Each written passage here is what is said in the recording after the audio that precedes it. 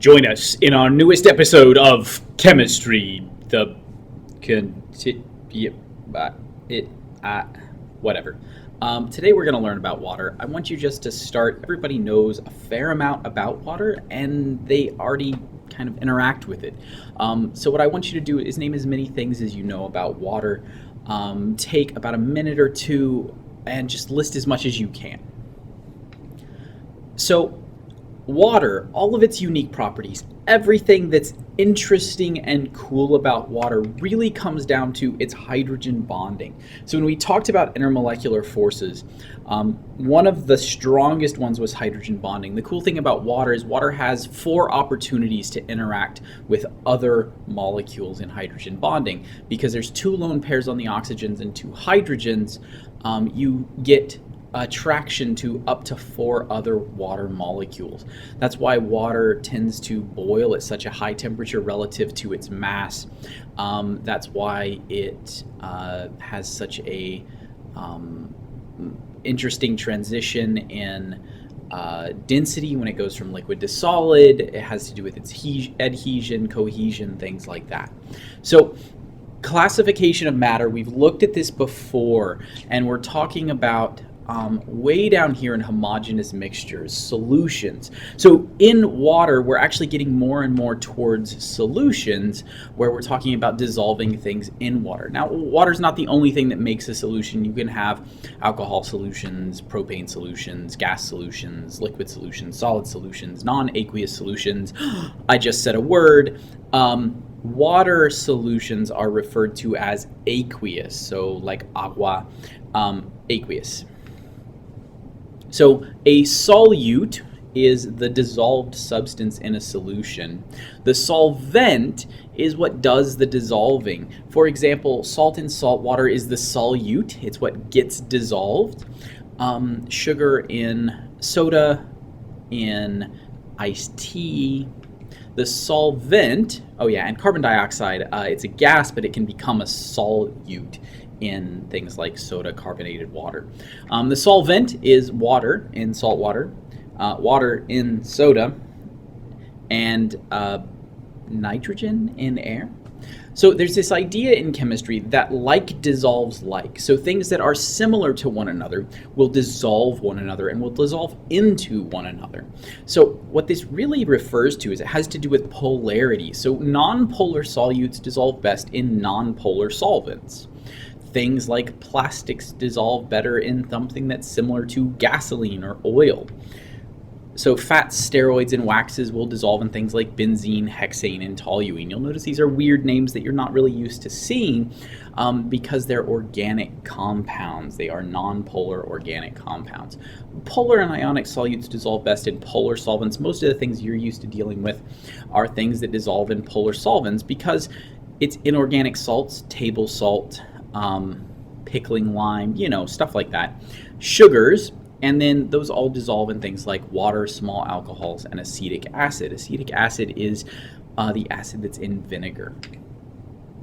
So water-solvent interaction, the oxygen side, the slightly negative side of the water molecule is attracted to the positive ion of a salt. So water, if you have sodium chloride, which is a sodium plus ion and chloride minus ion, right? Cation and anion, the negative side of the water will surround the positive ion and kind of pull it off of the group, and it stabilizes it. The hydrogen, or the slightly positive end of the water, will attract and surround to the negatively charged ions, the chloride ion in this example. So type it out, what like dissolves like means. You're also welcome to speak to someone else in the room if you'd like to, a small stuffed animal or yourself. That's what I would do. So describe what like dissolves like mean and explain it in everyday kitchen example. So think of something that dissolves in a kitchen and how they must be similar. So the solubility of most solids increases with temperature. So as you increase the temperature, things tend to dissolve better. There's a few exceptions to this, but very few. The rate at which solids dissolve increases with increasing surface area. So if something is a smaller particle, it has more surface area per mass, and so it's going to dissolve faster. So if it's a really, really finely divided powder, it will dissolve faster than a big crystal chunk. The solubility of gases decreases with increase in temperature. So this is for gases. Most solids will increase in solubility, but gases decrease in solubility. So that's why your soda, as you heat up your soda, it will go flat and lose its dissolved carbon dioxide. The solubility of gases, however, increases with the pressure above a solution. So as you increase the pressure, it will dissolve better into a liquid. So solids tend to dissolve best when they're heated, when they're stirred, and when they're ground into small particles. Gases dissolve best when the solution is cold and the pressure is high. So this is a solubility chart showing you the solubility of some solids as temperature goes up. You'll notice there is one exception to the rule, that as the temperature increases, the solubility increases. So that's cesium sulfate. Don't worry about that one. It's just weird. Everything else, as you increase the temperature, the solubility goes up. One of the things that you'll notice is that, say, over here, right there, sodium chloride, let's look at potassium chloride. So at 100 degrees Celsius, it is much more soluble, so you can dissolve about 60, just under 60 grams per 100 grams of water, whereas if you're down at 0 degrees, it will only dissolve something like about 28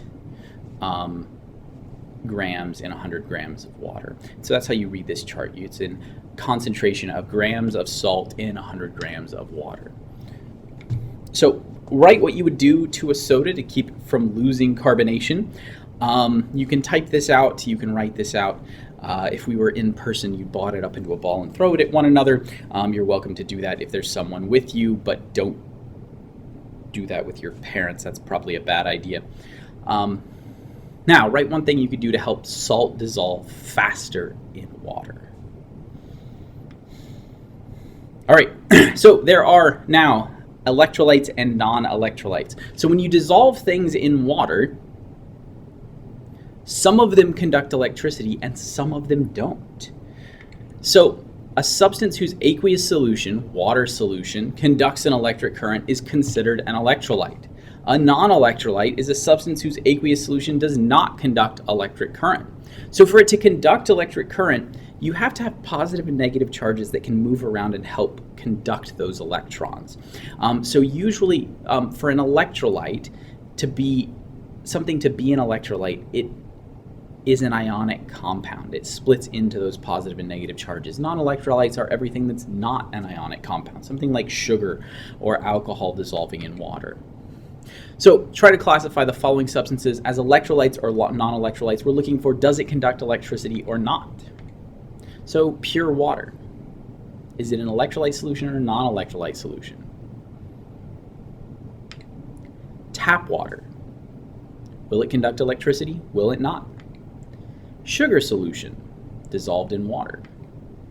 Sodium chloride solution, hydrochloric acid solution, a lactic acid solution. By the way, acids dissolve into positive and negative ions.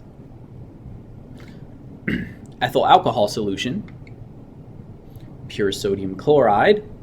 This is not dissolved in water, just by itself.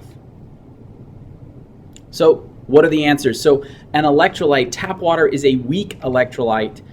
Sodium chloride solution is an electrolyte. Hydrochloric acid solution, because the hydrogen and the chloride separate into their positive and negative anion and cation in acids. It is an electrolyte. The lactic acid solution is a weak electrolyte. Non-electrolytes, we have pure water. Pure water does not really conduct electricity at all. Very slightly, but not very much at all. Sugar solution doesn't conduct electricity. It's a non-electrolyte. ethanol solution is a non-electrolyte. And pure NaCl, if you were to dissolve that in water, it would conduct electricity.